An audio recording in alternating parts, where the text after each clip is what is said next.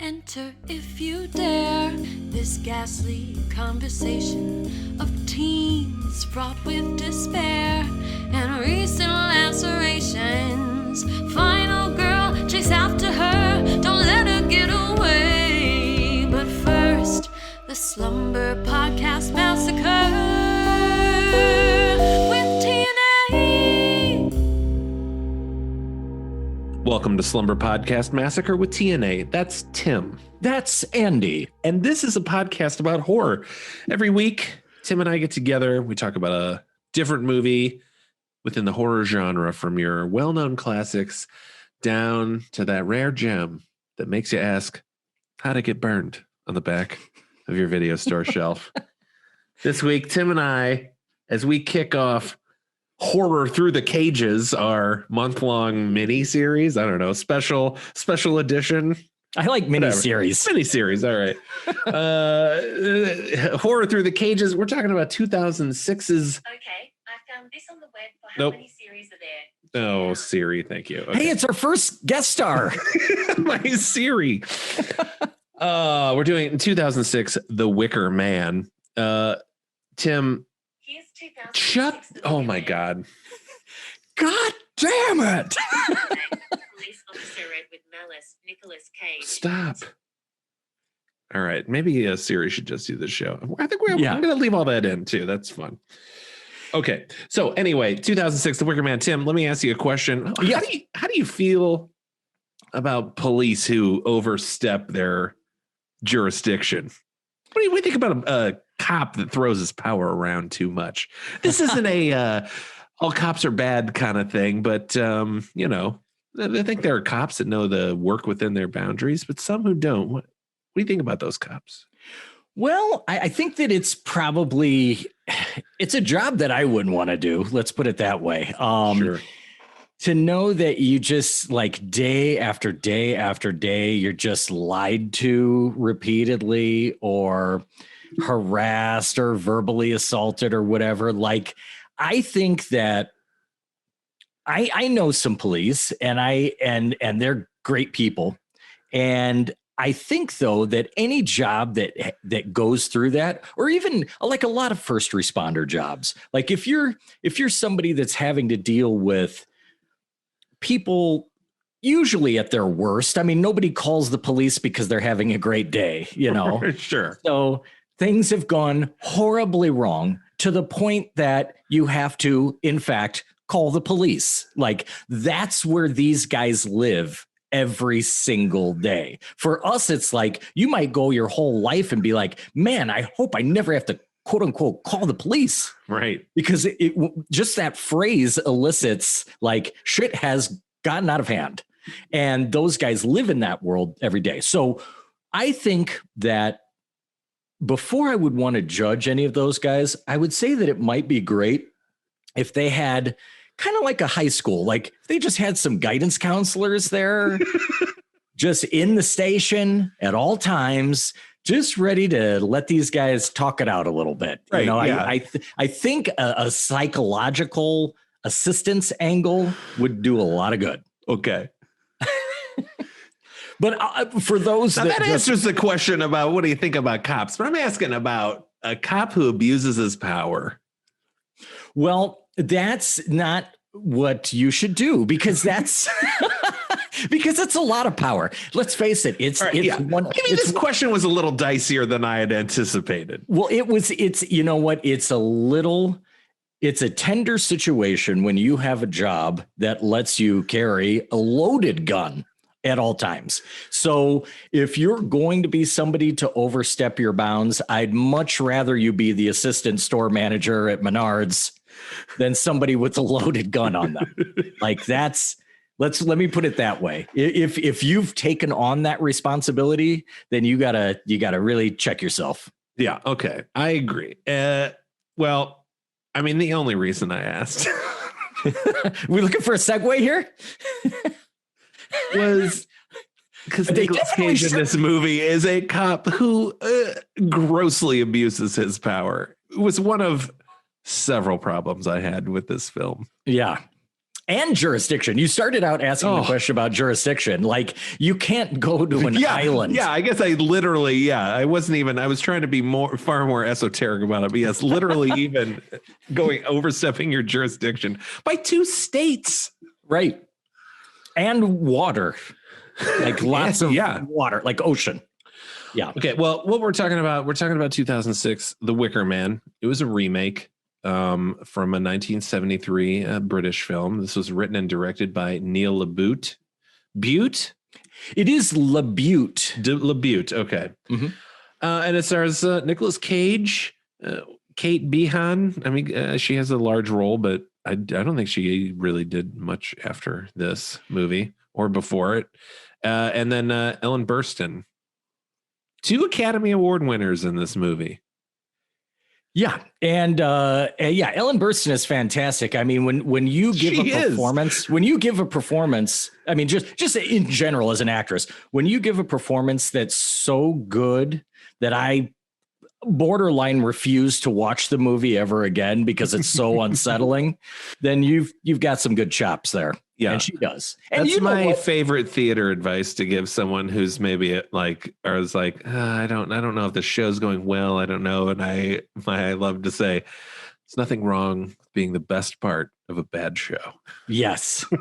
And there's no shame in that. No shame. And she is. She's almost, I think she's movie proof. Like, it doesn't matter what you put her in. She's going to not completely suck. Yeah. And there's nothing complex or compelling about her role. There's nothing new about her role. But it's engaging. She's engaging and looks great. Yeah. Yeah, I mean, passive aggressive woman is not breaking any boundaries down. But I'm kidding. I'm kidding, everybody. We are going to have to talk a little bit about gender politics in this, though, because for sure the movie begs it. But no, I kid. I love women. I think women are great, and there should be more of them. Yeah, but maybe not with murderous, tendencies on it. They already outnumber us, Tim. Do they really? Do they? Well, I guess like 51% to 49%. It's like, having controlling of a company, but the company doesn't let you control it. This movie had a budget of $40 million, box office 23.6. That's a bust. Yeah. And I didn't really pay attention while I was watching. I went back to be like, did this pass the Bechdel test? And I'm like, certainly there has, with as many women that are in this movie, there certainly has to be a point where they're both talking about something that's not a man. But as we find out, kind of everything has been planned around Nicolas Cage. So can they talk about anything without it, actually being about Nicolas Cage? So I don't think this movie passes the Bechdel-Wallace test. I think you're right. I mean, like, even if they're having a conversation in the movie about, like, do we have enough 2x4s and nails, it still kind of has to deal with him, Right, yeah. So, but you're right. I mean, the movie is flooded with females and yet still might. There is one other man in which they're like, did you take care of that other thing? And the thing is the other guy. Yeah, right. So, yeah. All right, first, before we really get into this movie, let's just kind of take a step back. Tim, Happy New Year. It's great to see you. I hope your holidays were awesome. It's a new month. It's a new year. And we're filling January up with Nicolas Cage. It's his birthday. His birthday month. It's his birthday month, which I'm not in favor of, but for Nicolas Cage, he gets one. My wife tried pulling that stuff very early in our relationship. I'm like, no. She tried that with the birthday week, and I'm like, that does not happen. No. I will not celebrate. You can do that. I will not celebrate a week. I don't want a week. But yeah, Nicolas Cage, we're giving him a whole month. And really this came about, we had other plans, and then I saw a trailer for one of his movies, and I was like, I didn't even know this movie existed. I really want to watch this. Then I started thinking, I'm like, well, he's done other horror movies, and it would be kind of just fun to do a bunch of Nicolas Cage movies, because I don't think, no one doesn't like Nicolas Cage. You can be like, he's not good, but you can't watch him and just be like, I'm not entertained. Right. Yeah, no, he's a very, very fascinating person, a very, Yes. very fascinating entity in Hollywood.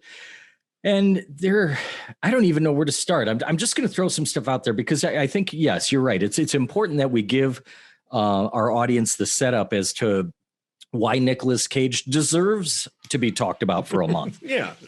One of the more cool things that guy has pulled off in his career is that everybody knows that there's plenty of nepotism in Hollywood, right? That your dad was a producer or your mom was an actress, and that's how you kind of got your start.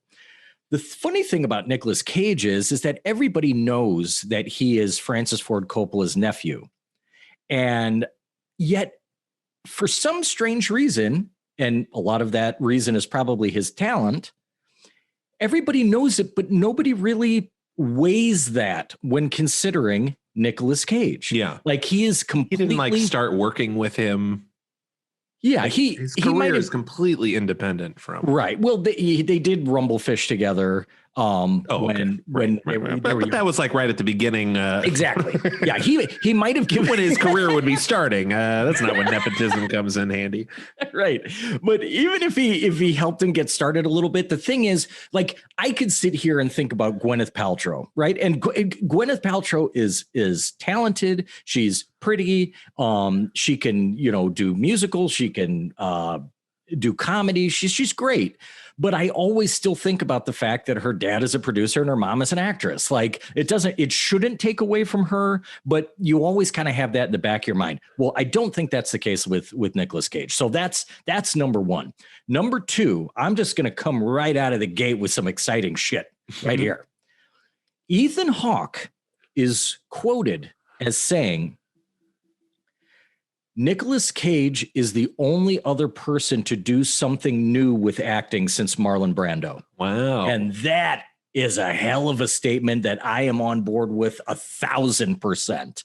And the reason why he cites Brando is that Brando, when he came onto the scene, he's using the Stanislavski method, but it was lightning in a bottle. It was a watershed moment. I mean, it was just this perfect person that encapsulated this old style of acting from decades beforehand that he had learned, and he was just the perfect vessel for that style of acting. And what that style of acting centered on was naturalism. So then everybody and their brother and sister and everybody in the whole world suddenly has an obsession with naturalism in acting. And that's where you get you go on to have your De Niro's and your Pacinos and the kind of high watermark for good or bad acting is measured by how naturalistic of a performance that you're giving. Yeah. Well, then comes Nicolas Cage, and he's like, what about the performance side of it? What about the operatic, the spectacle? And he kind of calls it, well, he's called it a few different things. Mega acting. He's called it Western kabuki. Yeah. And he's got a few different names for it. People call it cage rage. But he's got this style of acting that is sort of, it's not exactly natural. It's over the top is probably the most obvious way. But the thing is, think about this. Think about how important this is.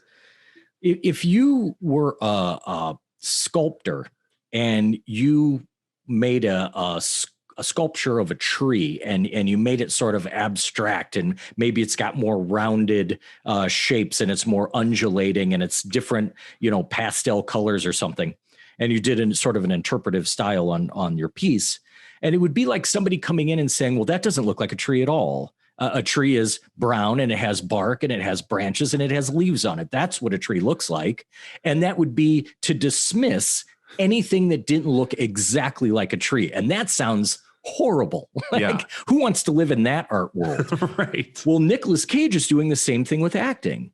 He's like, well, why does everything have to be so like succinctly natural? Can't I put a little, zest, a little flavor, a little sizzle? And he gives a lot of sizzle. Oh yeah. So it's something, whether you agree with that term or not. Oh, and also you've got Sean Penn, Mr. Fun himself, Sean Penn saying, I think in a sort of backhanded, or just sort of like a passive aggressive insult, says that Nicolas Cage is no longer an actor, more of a performer, which I think he was trying to be insulting there. But truthfully, I think that's a compliment. Yeah. That he's doing something different. And I think, and this is the most beautiful part of the whole thing, what I've just said, is that the public's impression of Nicolas Cage is that he is some wild, unhinged, loose cannon. When the truth is, even when that guy's going fucking bonkers on screen, he has that thing dialed down to the most perfect, absolutely crafted, to the millimeter, to the intonation, to the word intonation, to the rhythm, to the exact detail. He's got that thing calibrated just the way he wants it. And that's amazing. Yeah. I was watching an interview with someone who had worked with him, and they were like, when he is on set, he is demure, he's quiet, he's very focused. And then to watch him then just be, okay, we ready? And then just go crazy. And they're like, it's amazing to watch because he's not that person. But yeah, like he said, he loves, like they said, he loves just the drama of life. Like he wears costumes. He doesn't wear clothes anymore. You know, like everything he wears is expressing something, and he loves merging genres like that Western kabuki or yeah, he's just and he's got I think a lot of people just go, well, he does a lot of crap, which he does. He makes a lot of bad choices, but no one has ever said, yeah, he just like walked onto set like he was getting a paycheck. Like even every bad or dumb movie he's done, people are like, well, I mean, he took it seriously. Yeah. Well, and look at the Wicker Man. Nobody, including us, would be talking about this movie 15 years later if it wasn't for Nicolas Cage. I mean, the rest of the movie is dull as hell. Oh, yeah. And it would have been utterly forgotten had it not been for some really memorable lines and scenes. Of which there are many. Or some memorable lines that aren't even in the movie. Right. But no, I like the perspective that we'll be sharing here. I have not seen the original. I know that you suggested it, and I wanted to see it. I really did. But I don't have any frame of reference. Yeah, it's not crucial other than this movie itself. It's just like if you want to watch a good movie. But now you kind of know the surprise and everything. It's not as female centric as Christopher Lee is like the bad guy in the first one. It's just more pagan cult. It's not a story about how women can't run their own business without the help of a man. Okay, well let's throw out Nan Sum here, and then let's talk about the Wicker Man. Okay, here's Nan Sum. Highway patrolman Edward Malice receives a letter from his former fiancée that her daughter is missing. He visits the commune where she lives, a small remote island in the Pacific Northwest called Summer's Isle.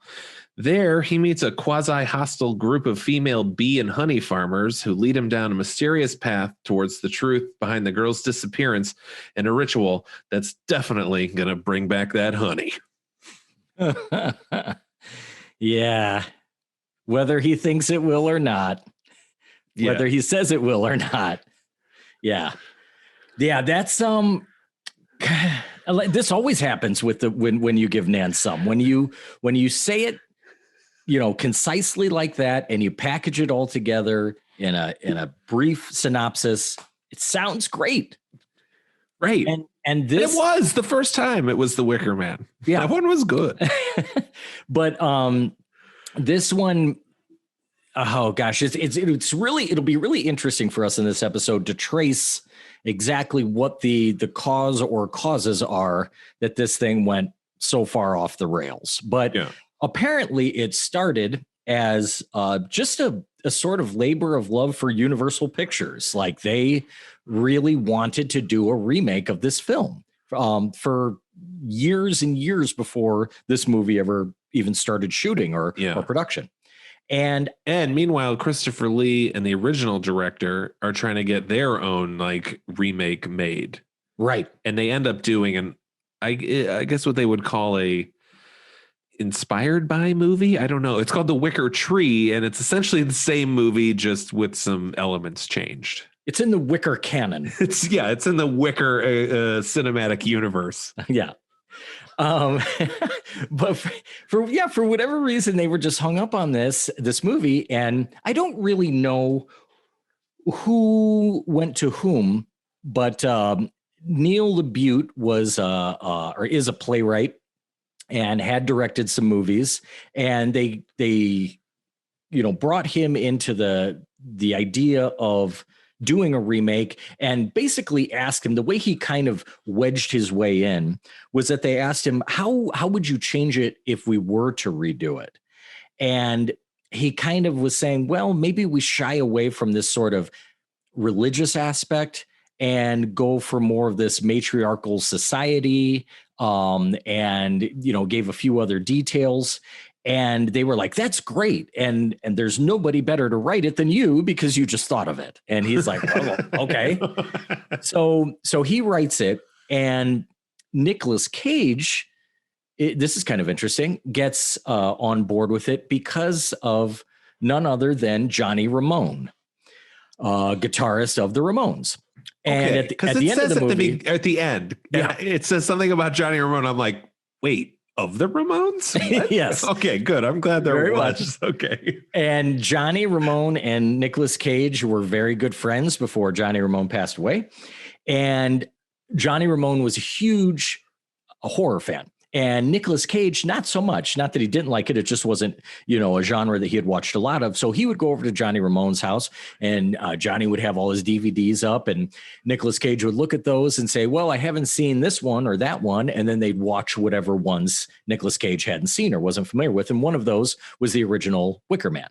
And he really liked it, Nicolas Cage did. And he knew that it meant a lot to Johnny Ramone. So when Johnny was sick and dying, that kind of propelled him to want to be a part of it and help it get made. Oh, wow. Yeah. So that's how that started. But back to the Neil LaBute thing. So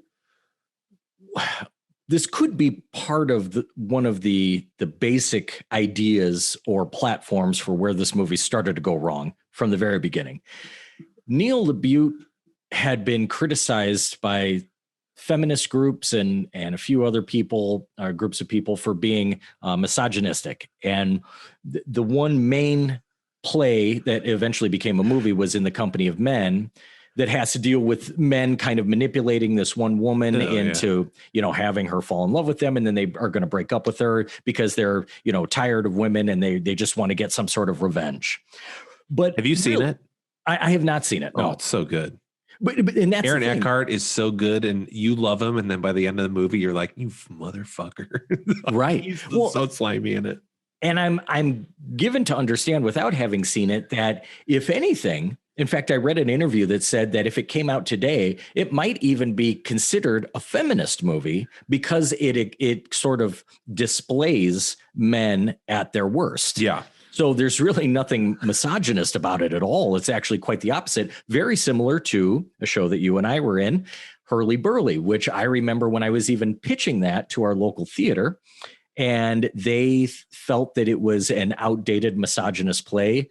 A couple people missing the point that it was actually condemning misogyny by simply laying it out for everyone to see. Right. So that's really the point, the layers of that show, along with In the Company of Men. So a lot of people think, and Nicolas Cage has a very interesting quote that I want to read for you now. This is sort of in response to after the backlash of this movie. Nicolas Cage says this: "There was a mischievous mind at work on The Wicker Man, you know what I mean? And I finally kind of said, I might have known that this movie was meant to be absurd, but saying that after the fact is okay, but saying it before the fact is not, because you have to let a movie have its own life." So That's a really crafty way for Nicolas Cage to kind of back away from any accountability by Right. saying there was a mischievous mind, meaning Neil LaBute, and that maybe they knew that they were going for some sort of, kind of comeback at these feminists that had attacked Neil LaBute. But I don't know if I necessarily go for that because, first of all, Now I read that quote too, and I just kind of read that as I knew what I was making. I was like, maybe this is shit, but right. I can't really. He's a professional, and I don't think he does that when he works on a movie. And he's just like, I think he trusts his directors a lot. I think he trusts the people he works with. So he was like, okay, I can say now, looking back, yeah, there was a lot of like nonsense, but at the time, I'm not going to, and I'm just going to do the best I can for, in hopes that I'm helping this person with their vision. But that's an interesting take on it, on the on LaBute.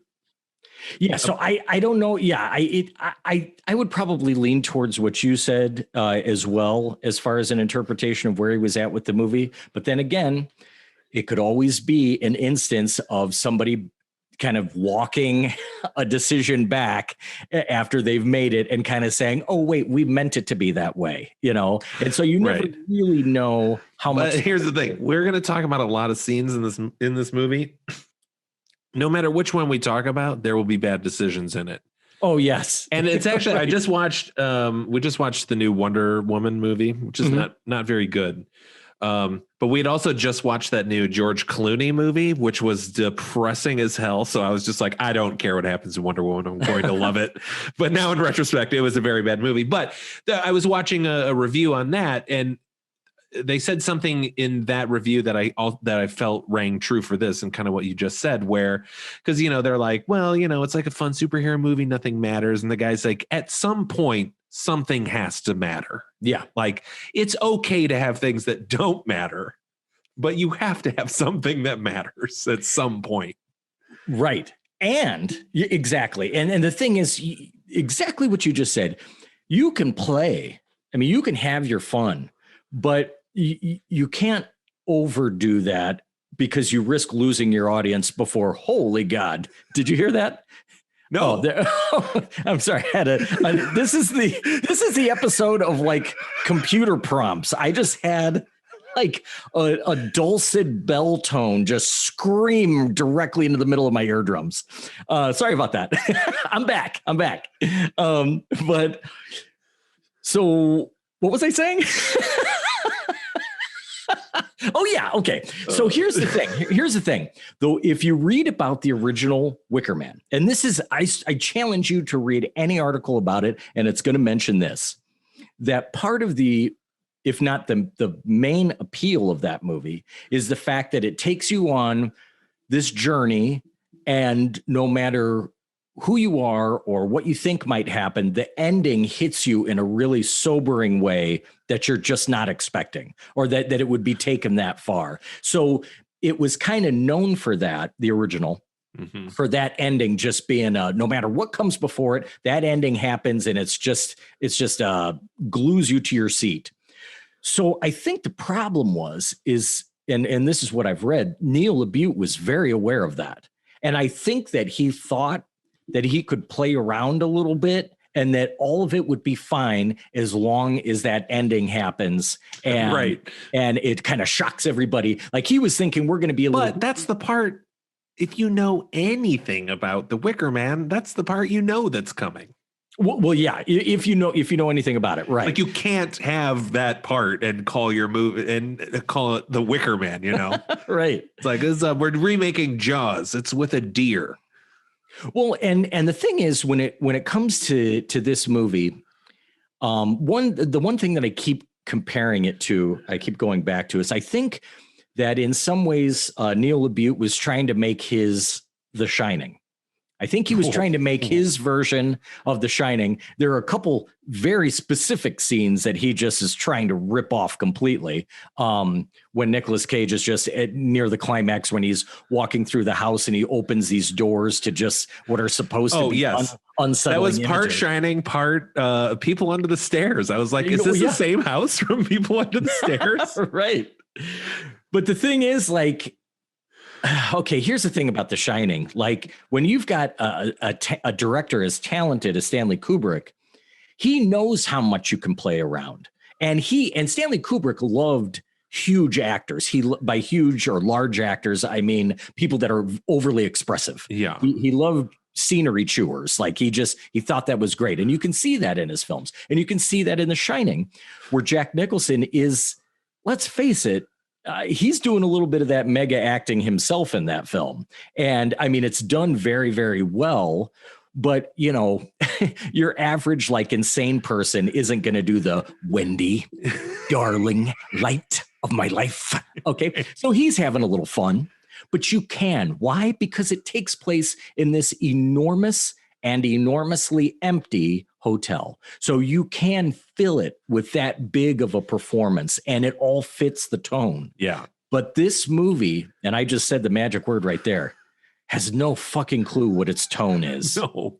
And that's usually one of the first questions that professional actors will say when they come into a movie is, what's the tone on this? Like, are we going silly? Are we going satire? Are we going serious? What's the tone? Yeah. Because so much of that tone isn't necessarily on the page. It might be affected by in post-production with, music additions and editing and that sort of thing. So as an actor, you really want to get a handle on that before you launch into your work. Right. So the tone on this, I mean, where do you feel the tone is on this movie? Yeah, I don't know. Cause it's, I mean, it tries to be so serious, but there's so much absurdity in it that I can't take anything serious. There's no suspense. Like, this is called a horror movie. This is probably our least horror movie we've covered so far. Yeah. It's just, I don't know. Let's just start talking about some of these scenes. Yeah, let's get into it. Because I'm going to have a lot of questions for you along the way, because sometimes I love to read into the deeper stuff so much that I miss what's happening on a most basic level in a movie. Right. So I might ask for your opinion, your help on some of that stuff. Okay. So Nicolas Cage plays Edward Malice. So already, like, this character is, first we get a really crazy cameo by Aaron Eckhart, which when I first saw this, I was like, that dude looked like Aaron Eckhart, but he had one line and left in the first frame of the movie, essentially. I didn't realize who, like, Neil LaBute was. LaBute? What'd I say? Yeah. LaBute. Thank you. Then it all made sense. I'm like, oh, Favor in the Company of Men. Okay, I get it. But it's like, Nicolas Cage he's a cop. He's a highway patrolman. He seems to be with a partner, but then later when he's out and about, he's on his own. So they must have just been meeting for coffee or whatever, but it seems like he has a partner, but not one out in the field. I will say it would be pretty interesting to see motorcycle cops have ride-along partners, though. Like, yeah, like just the one on the stays. Oh, okay. You mean on separate motorcycles? Two on one bike. Just hands around the hips. Yeah. Hold on tight. I know. Okay. I see what you mean. But that'd be a movie I'd watch. Yeah. But he's like looking at like this self-help tape, right? On this rack of, like, just shitty like truck stop stuff. Which never comes back into play. Like, I don't know, you aren't like, well, he's a guy who needs self-help, because, like, I mean, I guess he does, because he goes through some trauma, but it has not happened yet. It happens after this scene. So I don't understand the whole self-help thing. So yeah, our first kind of big scene is you see this station wagon driving down the road and a doll falls out of it. And I feel like this was like this Nicolas Cage choice with the director, where he's like, how about I'm just like driving by and I just grab the doll as I drive. You know, because he doesn't stop and pick it up. He does a whole sweeping move to catch the lone car on this road. And he stops the car, and the mom's real apologetic, and the daughter is just this bitch. She's just like, "Did you get my doll?" And he's like, "Yeah, I did. Hey, let's be careful, okay? Because there's these giant trucks are zooming by." Yeah. He's like, "We have to be considerate about other people's safety, you know." And the mom's like, "Oh, sorry, we're moving." And then the daughter just kind of takes the doll and just fucking chucks it out in the road again. So he's like, "I'll get it." And so then as he's getting the doll, the car gets hit by a truck, but it's convoluted because they're on the shoulder on the other side of the road. So for whatever reason, this truck was driving on the wrong side of the road on the shoulder, hits the car. Now everything is on fire, and Nicolas Cage is trying to get the kid out of the car. She's still alive, but she's just kind of like weird and looking at him and isn't panicking. She just seems like she's expecting it. And you're kind of like, this is weird. Tim, that never factors into anything ever again. The weirdness of this daughter, what? Or that's my first big question for you. Oh, this can't. Because yes, they try at the end to be like, everything that's happened is a plan. What is that plan? Because remember, and I know we'll get to it in a second because it's another scene that makes no fucking sense.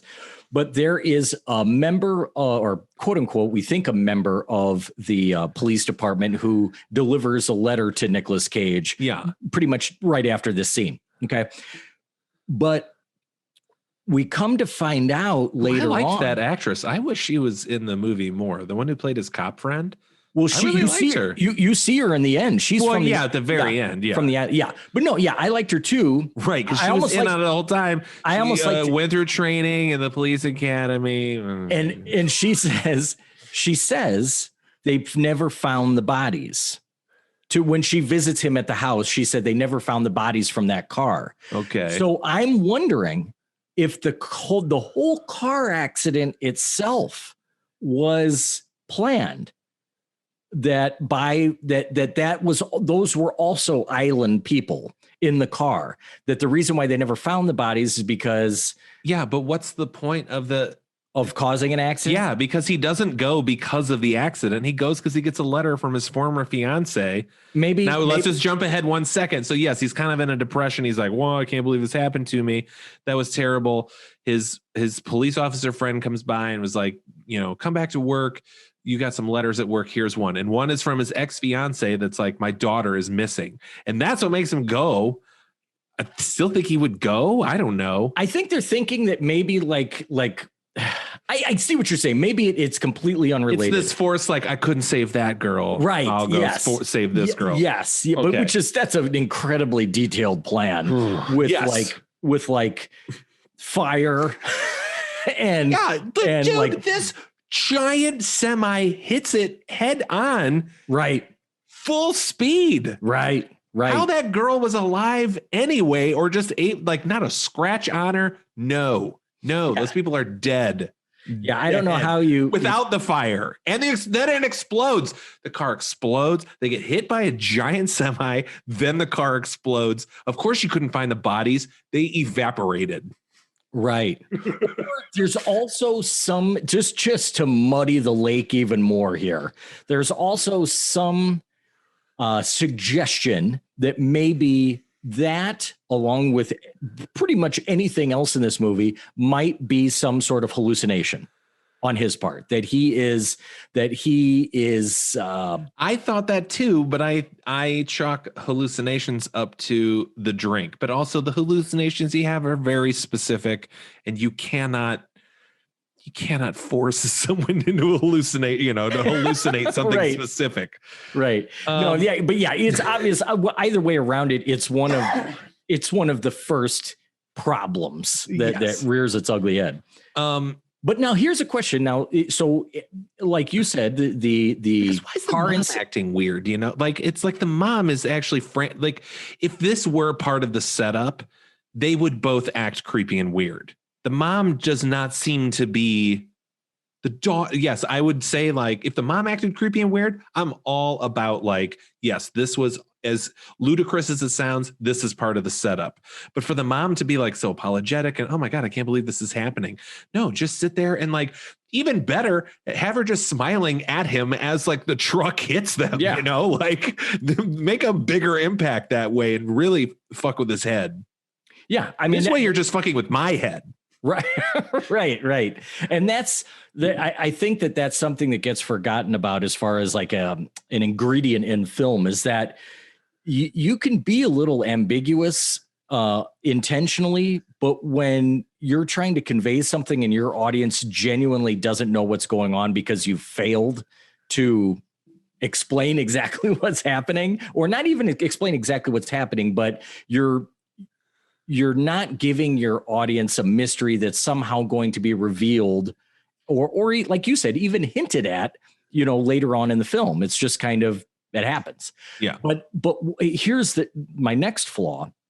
Okay. So when this fellow police officer comes to his house, this is after the accident, he's taken pills now, he's, taken some time off from the force, and he's getting ready to come back.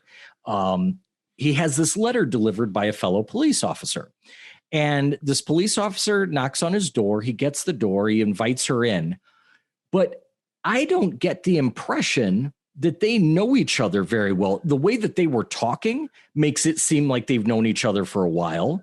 But then when you realize that she's actually from the island, yeah, how long has she been working there? Right. Which makes no sense. It makes no sense. And I did kind of like that scene because that makes no sense will be our new fun for this episode. You're going to hear that makes no sense a lot. Right.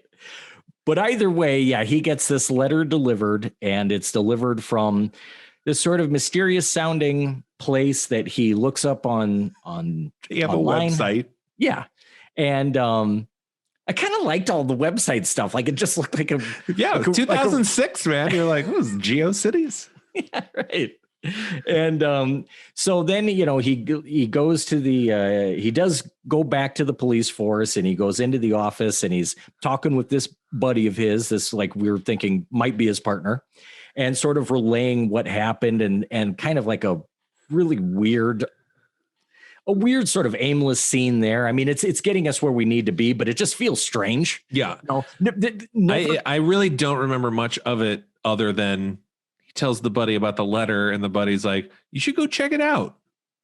Yeah. And don't be a detective. You have a badge. And even though we all play different roles, you should go be a detective now. Right. Yeah. And like the reason he didn't know about the bodies at that crash scene was because real detectives came to look at it.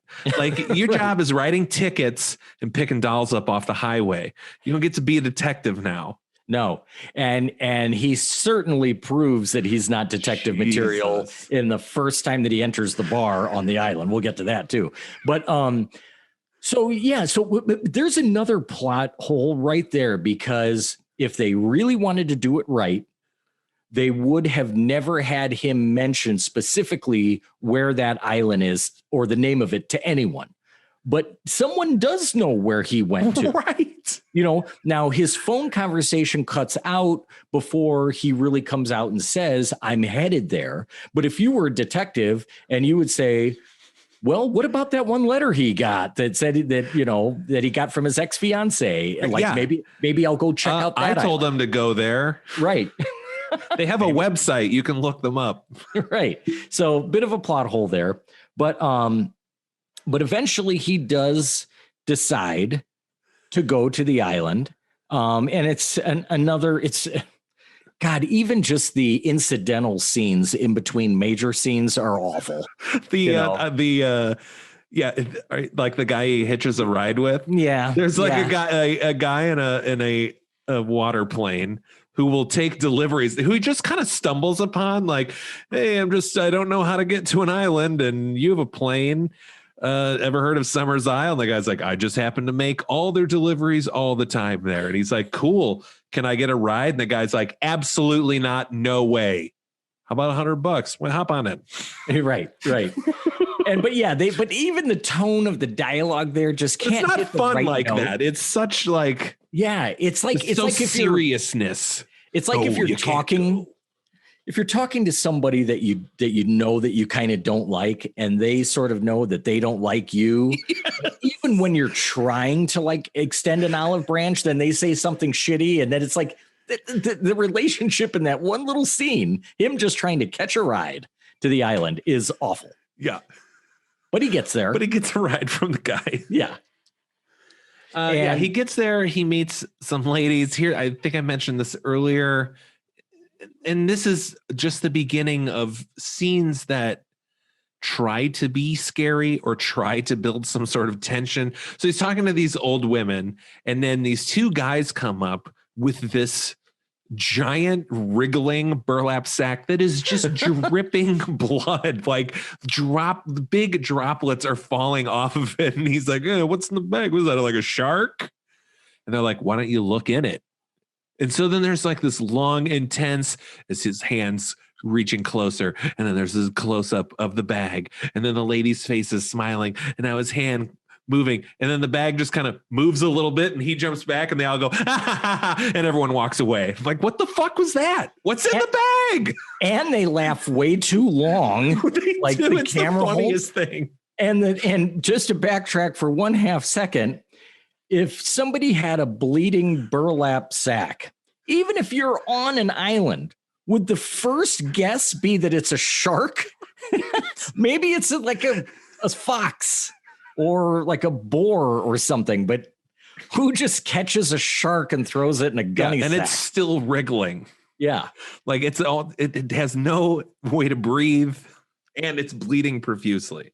And let's just go ahead and I don't want to let them off the hook for anything in this movie. Let's go ahead and mention that in that pathetic exchange between him and the private pilot delivery man, that Cage makes mention of the fact that the island isn't that far away, that he could practically swim there. So this whole island is painted like it's some sort of, fortress out in the middle of the ocean that has no contact with the outside world. But it's probably, I don't know, a couple miles off the coast. Right. He's like, I could swim there, but why don't you start? Yeah. No, here's $100. Okay, get it. But yeah. So he makes I will say it looks beautiful there. Like the Pacific Northwest, the whole Cascadia region, man, that is my jam. That is my jam so hard. I've known people, somebody in particular actually that has lived all across the country. And they said that if they had a choice of any of the places that they've lived, and they've been in the middle, north, south, east, and west, that it would be back in the Pacific Northwest. That I heard it's just gorgeous there. Yeah. The only bad thing is they don't have thunderstorms. Like I would miss that. They don't have what? They don't have thunderstorms. It rains a lot, but for some reason they do not get thunder that often. We were in Portland. The one time we were in Portland, it actually thunderstormed that night and people were like, oh, they were so excited. And I was just like, you don't get these? It was like, I felt like, here's a reference for you. I don't even know if you'd know this one. It's a Simpsons reference. It was one of their Halloween episodes and they were doing like a time travel thing where Homer keeps messing with time travel. And he finally gets to this world where he's got a giant house and the kids are well behaved and he's like, super rich. And he's like, Marge, would you hand me a donut? She's like, what's a donut? And he flips out and leaves. And then it starts raining donuts outside.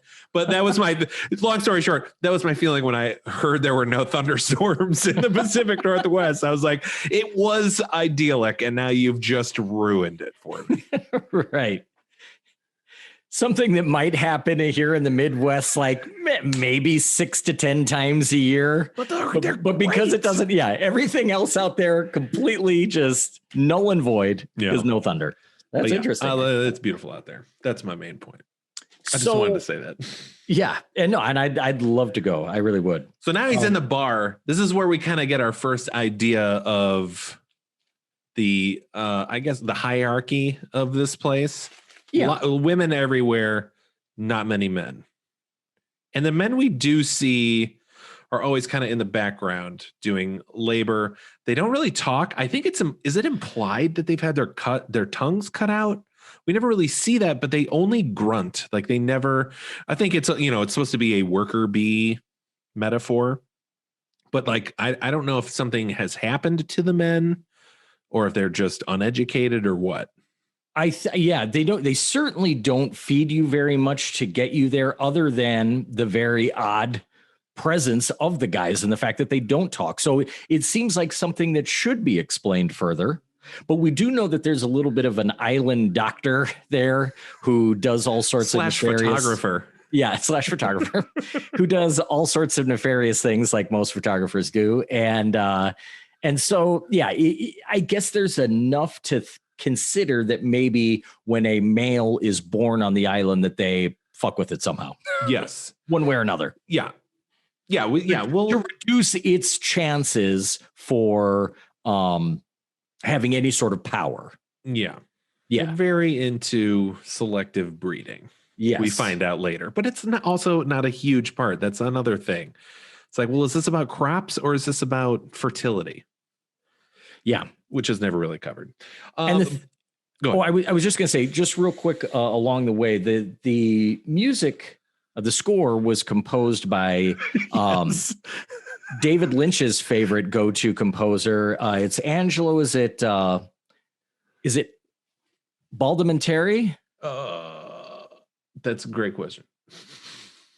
Yeah, I believe it. I had it up here and now I lost it. And it was same person that composed the opening theme song for Inside the Actors Studio. But the thing is, I just want to mention it real quick because while you have all of this kind of garbage acting and writing going on, it's also scored with this music that I'm not even going to say that the score itself is bad, but it's giving you like a level of intensity or suspense and building towards things that actually just don't happen. Like it wants you to think that something cool is about to happen, but yes, nothing ever does. Yes. So it's, for example, because he gets a room in this inn or whatever. He's kind of in this bar. Yeah, he kind of comes in. It's like, hey, I'm a cop. I'm here. They give him a room. This is where we meet Willow, who looks like she has been stung by 20 bees in her lips, like the largest lips on but I love it though. She's very attractive. It's one of my borderline, maybe my favorite facial feature. I love big lips. I love them. But yeah, she has very nice lips, but they just are very large. Her eyes are like bloodshot through this whole thing. Yeah. She does have amazing penmanship, though, I will say. Yes, her letter is beautiful. Yeah. But you're right. He comes a very classically trained group of women. Yeah.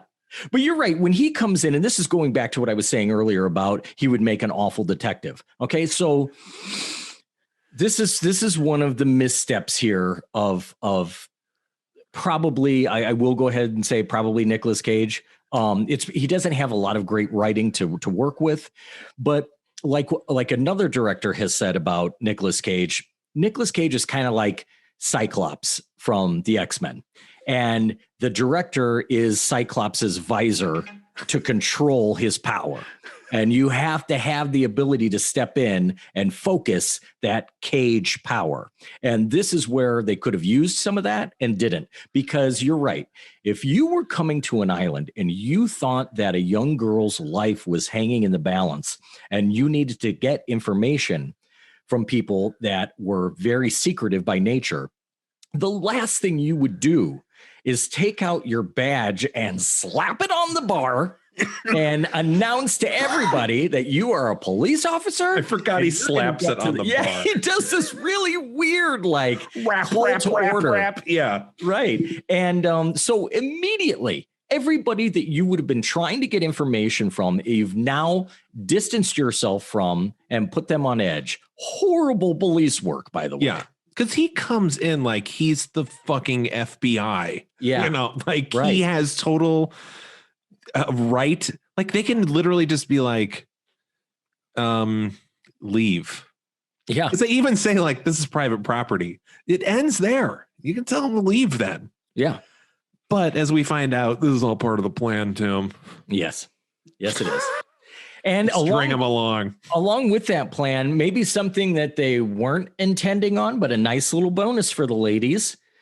that our Nicolas Cage character, Edward, is very allergic to bees. Yeah. And he's just gone to an island where they make honey Yeah. as their primary source or only source of income. And he never seems worried about because he looks it up. They've got bees all over the website. He knows there's something about honey. Never once is he like, that sound like if someone was like, hey, my daughter went missing. It's here at this spider farm. I would be like, spider farm. I don't know if I'm going to go there. I guess that's more of a fear than an allergy, but I don't know. I don't really have a bad, like long-haired cats. Oh man, there's a long-haired cat farm. Okay. You know, whatever your allergy is, you don't go. It's like the aliens from Signs, like who can't stand water. So they go to a planet with 70% of water. Yeah, like even if you didn't have an allergy, but you were going to an island where you knew that there were 60,000 chainsaws on the island, you'd be like, whew. Like, that's such a better analogy than what I'm trying to spit out there. Like, I'm not even allergic to chainsaws, but in a way I am when they get going, you know, like I'm a little trepidatious. If there's a chance I can accidentally bump into one of it could there are 60,000 of them there. Yeah, there's a good chance. So after he gets his room and we meet Willow, this is one of those scenes where it, like you said, like the score is trying to trick you into something because he's like, he has a nightmare. He has these recurring nightmares and it's about the wreck. I mean, I guess it comes back in a dream, but again, like the dream is never full picture revealed to be a part of something else. Right. But he keeps having these dreams. I did like earlier, he has a vision where he's on the boat coming, on his first leg of his journey. He's on a ferry and he sees a girl standing out on like the deck and then a fucking truck hits her through his own hallucination. It comes out of nowhere and it's supposed to be shocking, but it's hilarious. But so like he has a nightmare and he wakes up and he hears someone laughing. And what I love is, if he sees any small child, he just he's like, "There's Rowan," and goes after this the girl. So he chases this girl, Rowan, who he hears giggling, chases her into a barn. And it's like he sees her, yes, like quickly, around a door frame or something, but it's still like 3 or 4 feet in front of him. It's not like these are obscured visions or anything like that. And he follows that up into this loft. And inside the loft are 2 or 3 red herrings. There's just a cloth. And then, what's this pile? Oh, it's just potatoes and turnips. Okay. And then the floor breaks and he kind of falls through, but catches himself. He would have only fallen a story in a barn, which is not even really that high. He would not have hurt him, but that's like the peril they put him in. And now, was that all part of the plan? They knew he would wake up from a nightmare, so they like sent out. Is that a hallucination? Because they do give him some mead when he gets to the inn, and it's a very suspicious scene while he's drinking it. He has a very interesting reaction because they're like, it's like honey wine with like spices and stuff, and he takes a sip and he's just like, yeah. Okay. Right. But he like drinks a lot of it. So, and the bartender's kind of watching him. So you're like, oh, okay. Is there something in it? That never, who knows? That's never answered. So you don't know if he's hallucinating this little girl, but where did she go? Was the whole point to get him to the weak point in the barn to almost kill him? Because Tim, they need him alive. And there are like 3 parts in this movie where they leave him to fucking die. Well, that brings up one of the other major issues. But let me just say real quick, because I don't want to forget it. What you just described with how did they know he was going to wake up from that nightmare? And remember, even what he does, he hears some voices outside of like, kind of like somebody saying, no, I won't do it or whatever. I mean, it's very, very faint, but it kind of sounds like somebody not wanting to go along with the plan. It might even be so faint. I still watch everything with closed captioning. So sometimes you catch a lot of things that are just meant to be like muffled voices. Sure. But so that doesn't even make sense, but you're right. What this movie suffers from, especially in that part and in several others, is the exact same thing that you had a problem with in April Fool's Day, which is that there is this elaborate plan and that all these specific things have to happen in order for the plan to work. And who's got the time to monitor somebody 24/7, to time that out?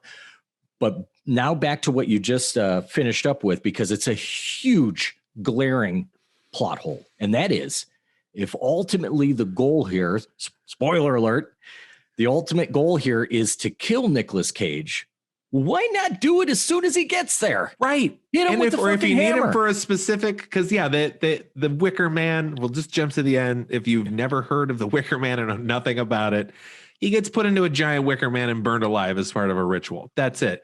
Yeah. When he arrives at the island, it's like a House of the Devil. Fucking knock him out, tie him up until you need him for the thing. Right. Why are they allowed to run around and do whatever they want? Just so, Yeah. like, the ritual works, but we got to have a goof before. We just gotta, we all gotta have a good laugh and really trick you.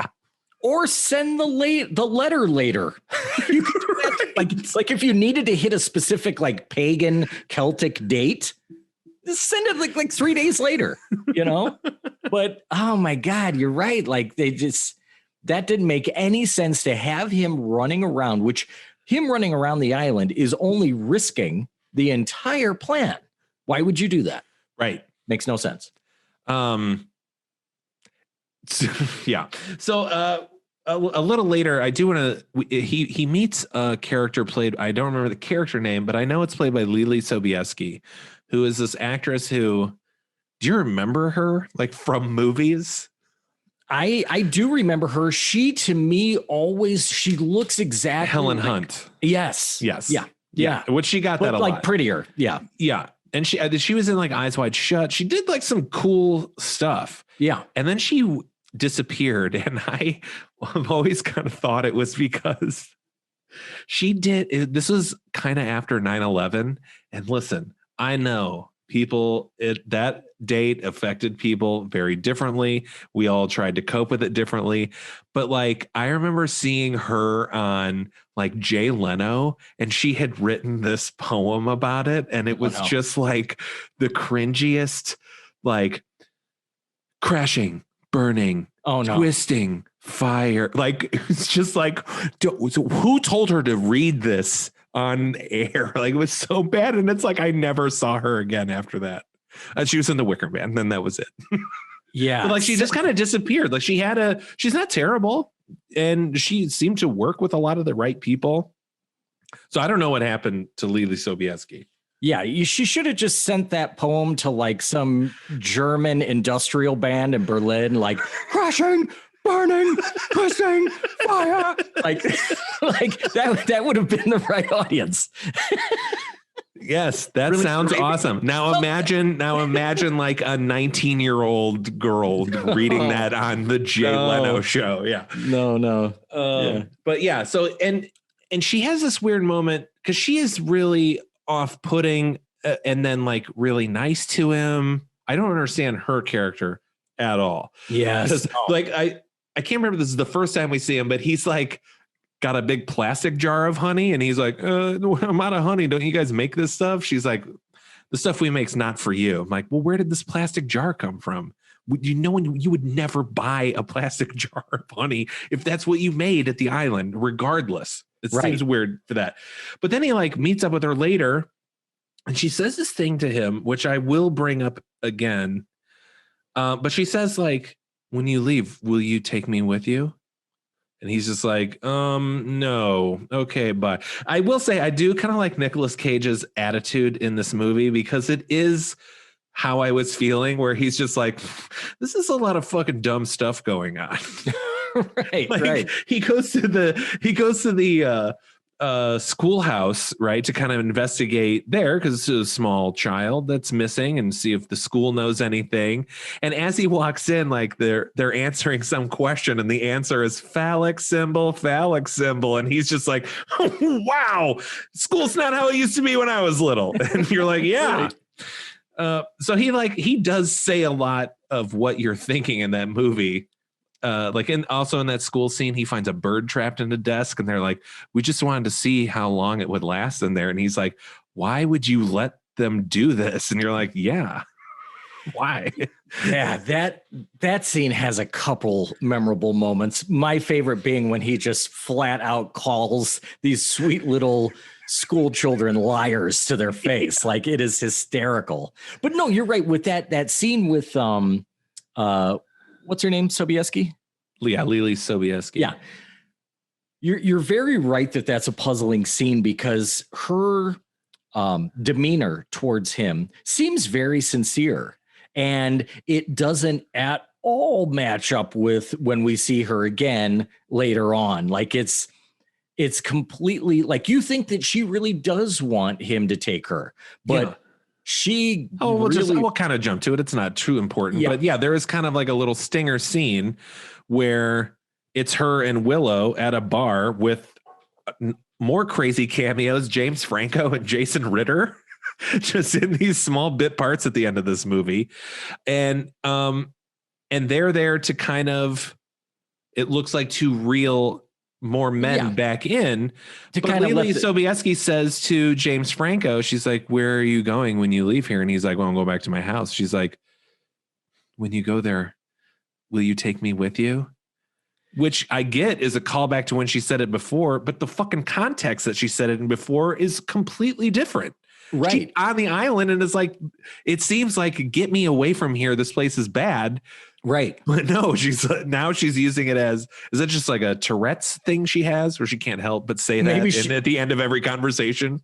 Maybe she was just practicing it on Nicolas Cage, like, for later. But remember, she's got a scene in between there, the one that I'm talking about, where she just fucking attacks Nicolas Cage. No, that's at the end. Oh yeah, at the end, yeah. But in between the very end, yes, yeah, she does. Yeah, they were just like, can we get Nicolas Cage to beat the shit out of a woman? Right. Cool. Have Lily Sobieski attack him for no reason. Right. Attack him for no reason, and then have him, like, I'm sure that there's some defensive, self-defense work that goes on in police training, but there's no implication that he has, like, any sort of fighting skill. So when he decides to just, like, throw her this full-on Chuck Norris sidekick, oh my God, into the wall, it's like, where the fuck did that come from? Like, it's so brutal, like right into her chest. Yeah, it's a nice kick. Very effective.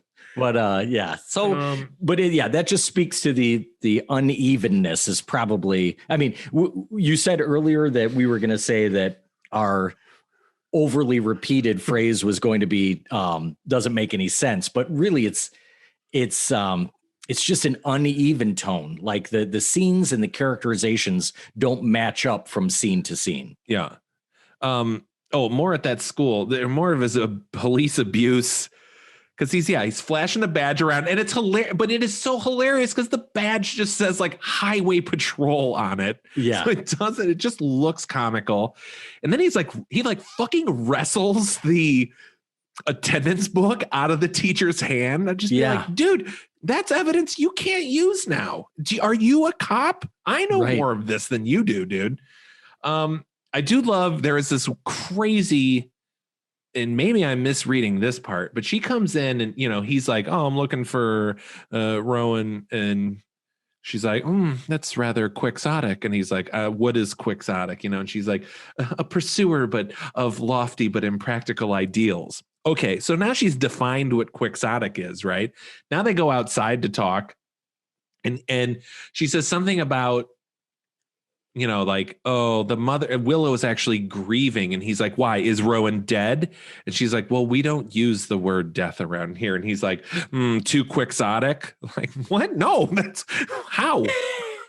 Right. Yeah. You just completely use that wrong. That is such a small nitpick, but it was just one where I was just like, why even fucking write that? Right. Other than just to be like, remember when we used the word quixotic before? Because it relates as well in this scene as it does, as anything else relates to each other in the whole movie. I guess maybe it's at least consistent in its inconsistency.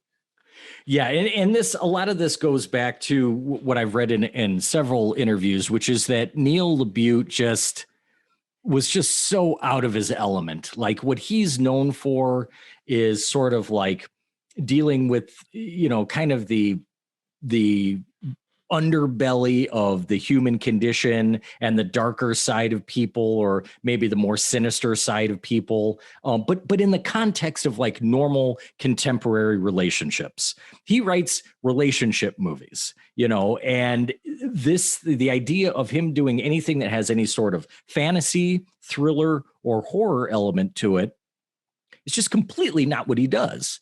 And it's so clear because none of you've got those exchanges that make no sense.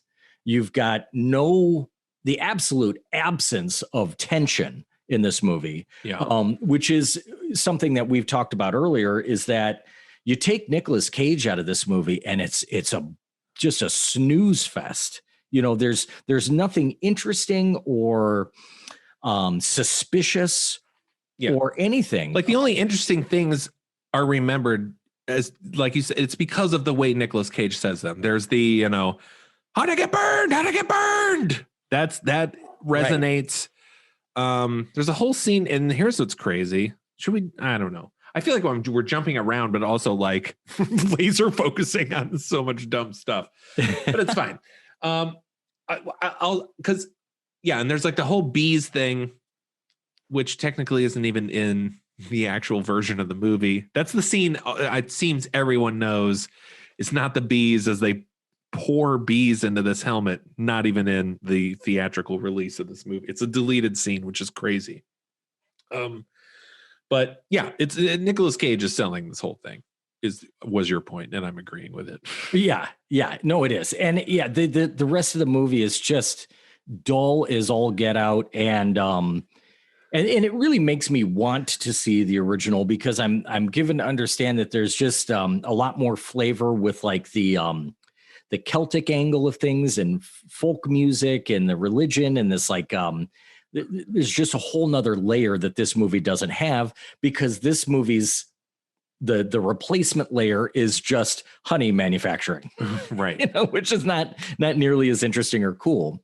But just to go ahead, to get to speak to something that I said earlier about, is this Neil LaBute's rebuttal to his feminist critics, is that it's not very, I mean, it's very thinly veiled, right? Like that these women have sort of plucked a guy who had nothing to do with them, who didn't start any trouble with them, just doing his job, doing his own thing, and they plucked him out.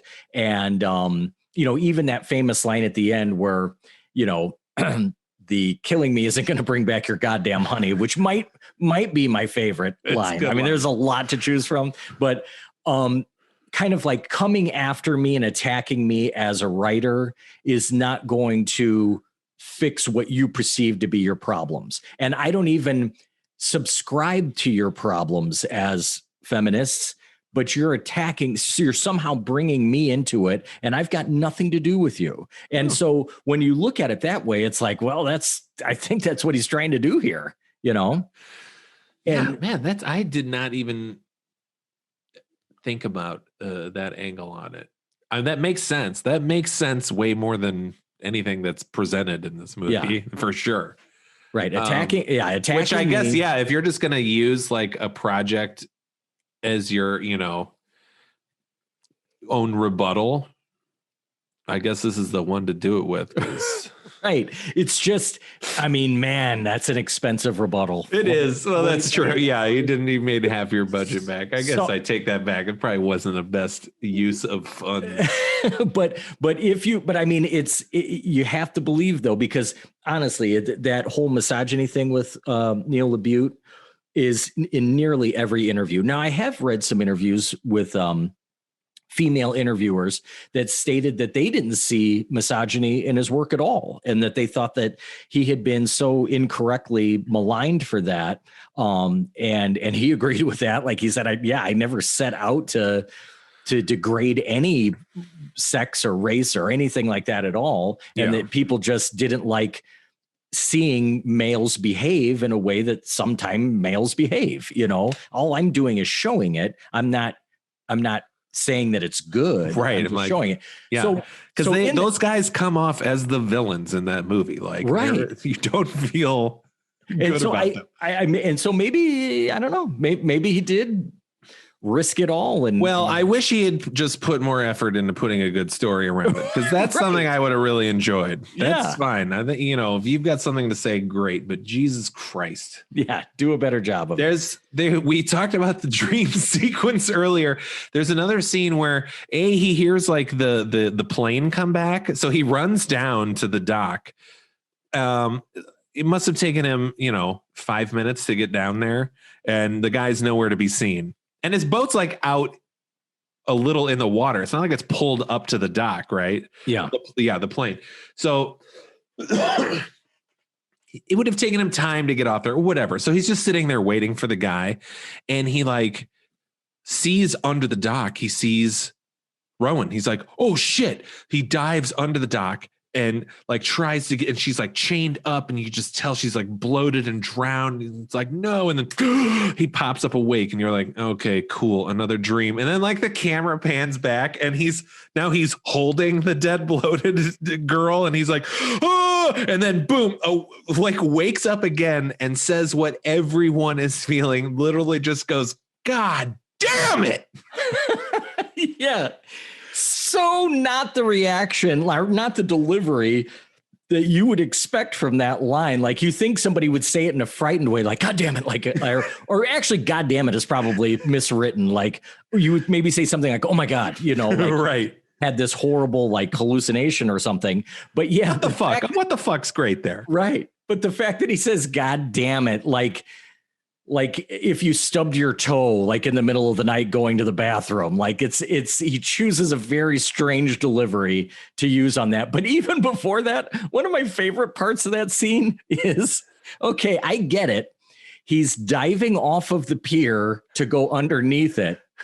And if you know you're going to be diving only to go back underneath something, maybe you would put a little twist in. But he does this like weird, like probably pretty like he's ready executed. to like swim under the dive. Yeah, he does like a full twist. Yeah, which is I noticed that. I mean, I guess it's kind of cool. Like good on him to think that through, but it just looks silly. I mean, it comes off as silly.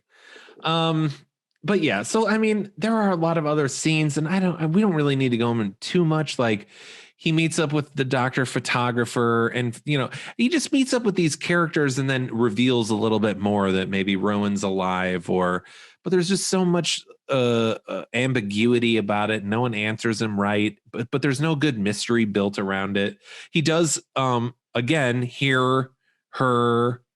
There's like this weird kind of burnt out church or something with like a cage in the middle of it, and then stairs inside the cage going down to like these lower catacombs.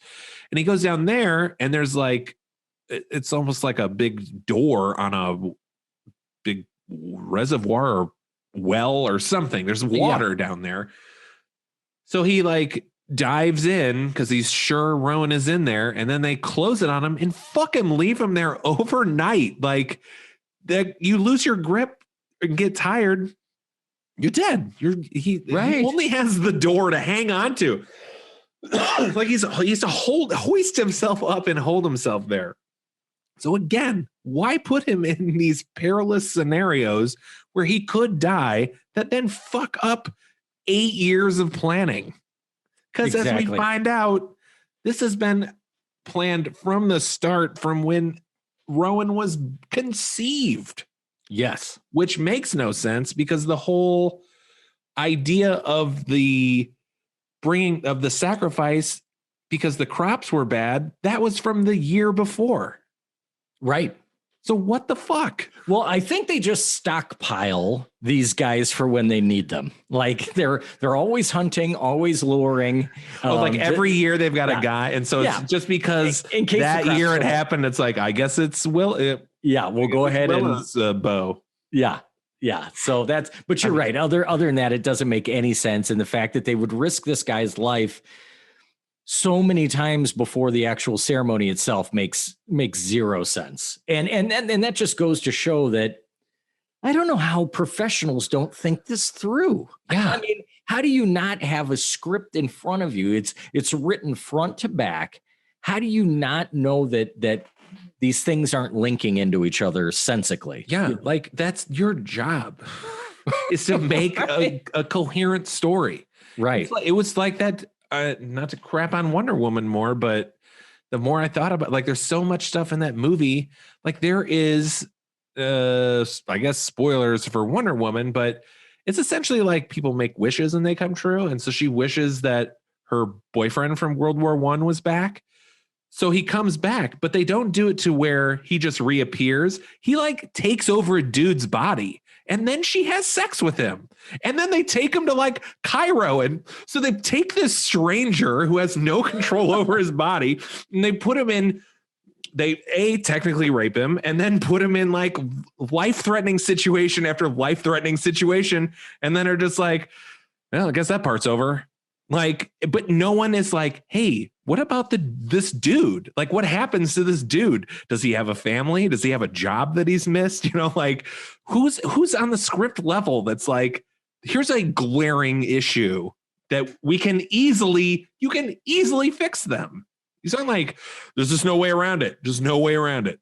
And we're assuming that once he's taken control of this poor bastard's body, that guy, that host body doesn't have any consciousness anymore, right? Yes, because she meets him up later and he doesn't recognize her. So he just blacked out for 3 days or something. So he gets to bang Gal Gadot and then doesn't even get to remember it? Know it. Oh, that is the worst part of it. I know. And there is a part at the end when she's talking to, and I'm like, give him one last ride. Let him know. Yeah. Let him know. And she doesn't. I'm just like, this poor sap. Oh, wow. Man. Yeah. But anyway, that's a whole, we're not talking about superhero movies. No. We're talking about other movies with issues. But that's essentially the movie. The end is he finally, like, he disguises himself in a bear suit. There's a whole thing with the bear suit, which is only funny because he punches like 2 people while dressed in this bear. He just knows just to punch people. He's just punching people now. One might be a karate chop, actually, like an old school 70s karate chop. Yeah. But yeah, he finds Rowan. She's all tied up. He like rescues her. They run into the woods, and then she kind of leads him back to the people, and they're all like, ha ha ha. This was all a plan. She's like, did I do good, mommy? I'm like, what is the point of that whole ruse? Just when he wakes up that morning, put a fucking bag over his head. Right. Spike his mead and put him in the Wicker Man. Yeah. And then, you know, the reaction of Willow, who has gone to the trouble to go off the island, find him, you know, start a relationship with him, get impregnated by him, come back to the island, you know, continue the ruse and getting him back there. So she's gone through a lot with this guy. And if they wanted to play it in such a way that her face reads some sort of regret, that's a fine choice. Like, I don't have a problem with that. But instead, her eyes are kind of rolling back in her head, and she seems sort of like tranced out and just distant, and none of it makes sense. It's a horrible choice. But then she is like really proud of her daughter. Like the daughter's like, "Did you good, mommy?" She's like, "You did so good." Like she's fully on board. But yeah, like, and then she'll go into this like, "I can't believe this is happening." And then there's one part because he goes to shoot his gun, and they've taken all the bullets, and she's got him in her hand, and she does this move where her face looks like, I'm so sorry. But then like the way she like lets them trickle out, and then she just kind of does this move for like, she turns her hand over, and it's this weird kind of in your face taunting. Like, I don't really care about this, but her face says like, yeah, I'm so sorry this happened. I'm just like, I don't understand what you're trying to convey in this part. And it's revealed that she's Ellen Burstyn's daughter, which is unimportant. Like, this is another like, okay, who cares?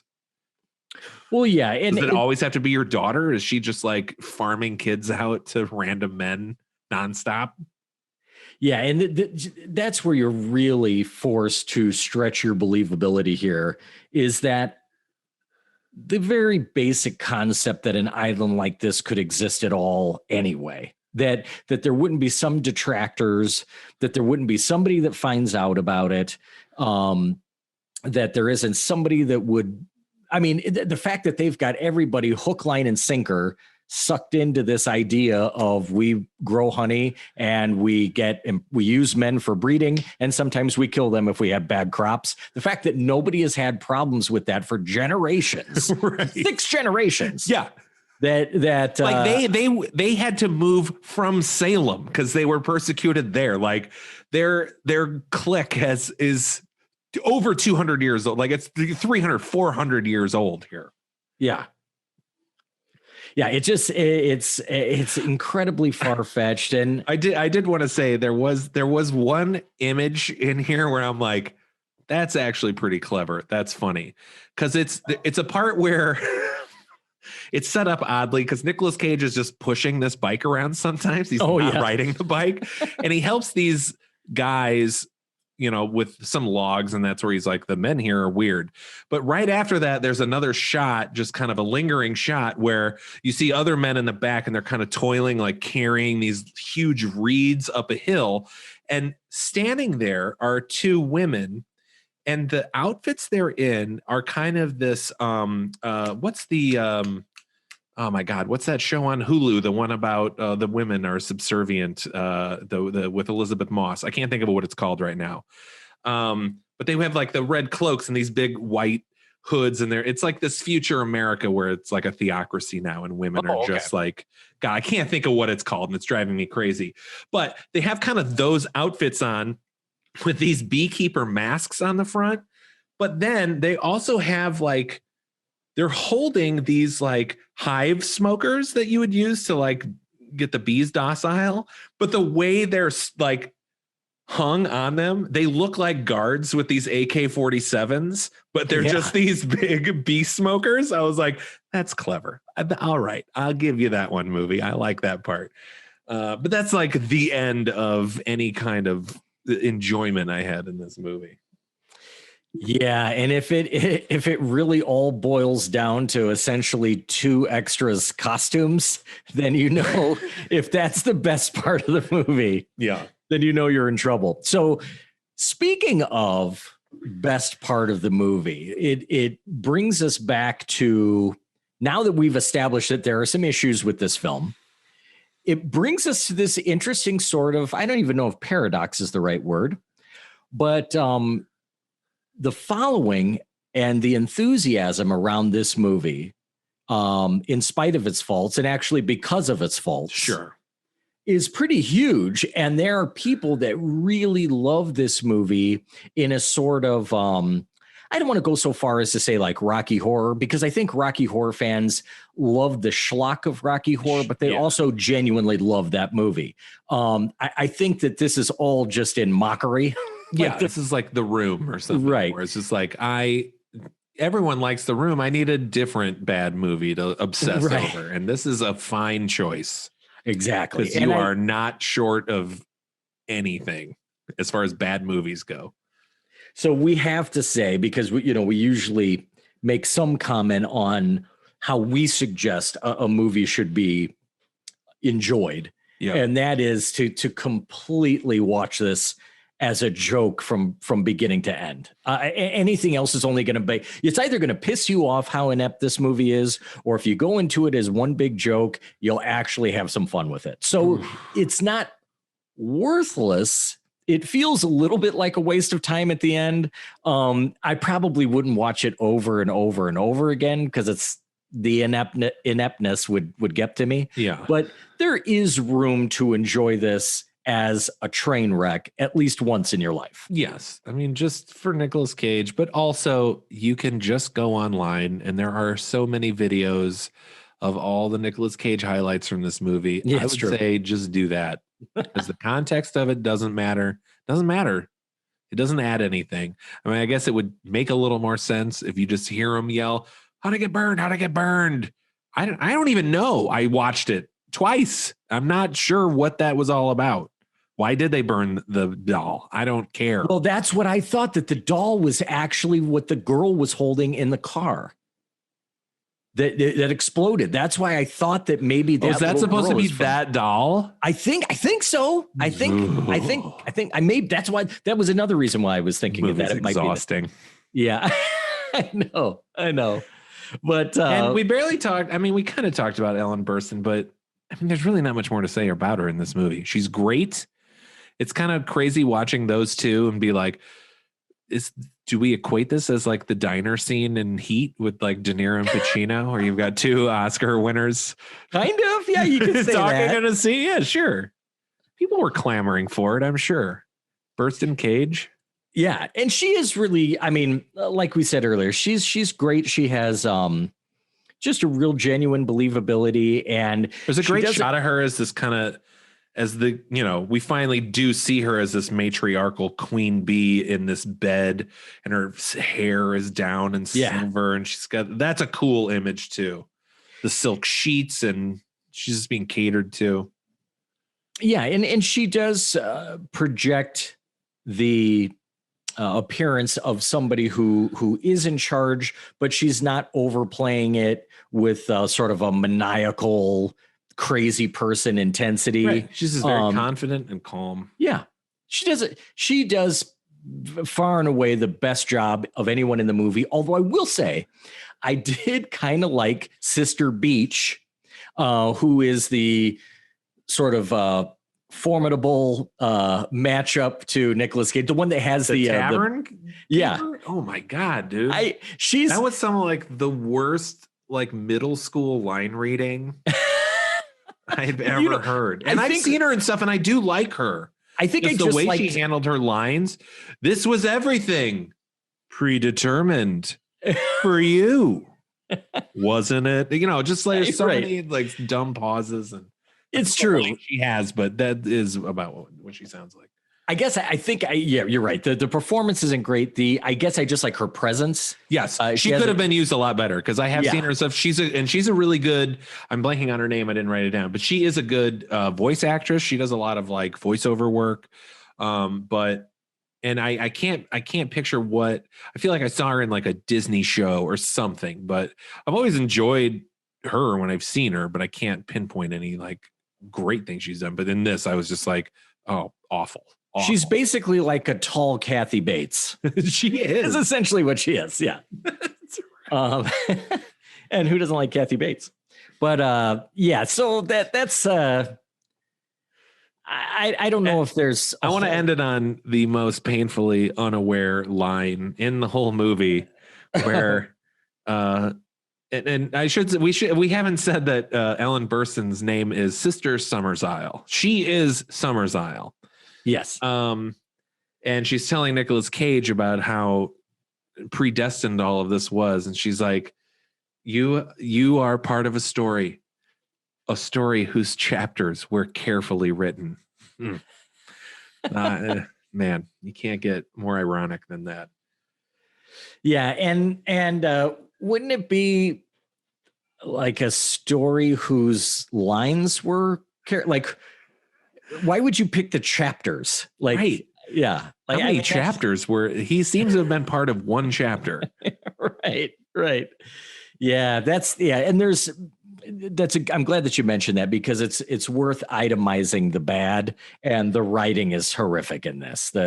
We've talked about some of the performances and the line deliveries, but they had nothing to work with as far as any sort of professional level script writing. It's bad. Yeah.